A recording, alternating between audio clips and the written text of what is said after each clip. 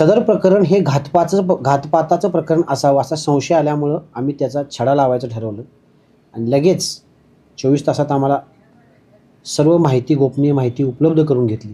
गोपनीय आमचे बातमीदार आहेत त्यांच्याशी चर्चा करून माहिती देऊन सर्व CCTV कॅमेरे इकडची माहिती एकत्रित केली असता सदरच्या प्रकरणामध्ये घातपात निश्चित झाला आणि हा घातपात केरली ह्या गावातीलच सदरचा मयत याचा एक मित्र त्यानं केल्याचं आढळून आलं आणि यामध्ये एका मुलीच्या प्रेम प्रकरणाचा विषय असल्याचं जाणवलं आणि त्या प्रेम प्रकरणातून हे प्रकार घडलेला आहे.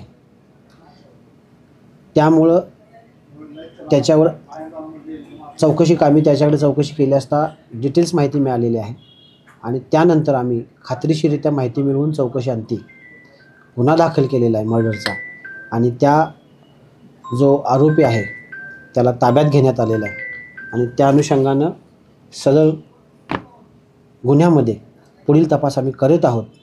परंतु ही मयत असेल किंवा आरोपी असेल दोन्हीही मायनर आहेत. तर त्या अनुषंगानं आम्ही पुढचा तपास आणि पुढची कारवाई करून गुन्ह्यामध्ये अजून कोणाचे इतर काय किनारे आहेत का, कंगोर आहेत का याचा आम्ही शोध घेत आहोत.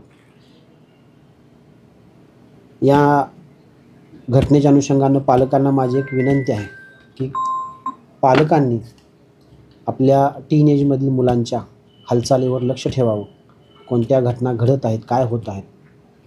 एकेकाळचे जुने असणारे मित्रच एकमेकाचे दुश्मन ठरत आहेत आणि अशा गोष्टी घडत असताना पालकांनी सतर्क राहणं गरजेचं आहे.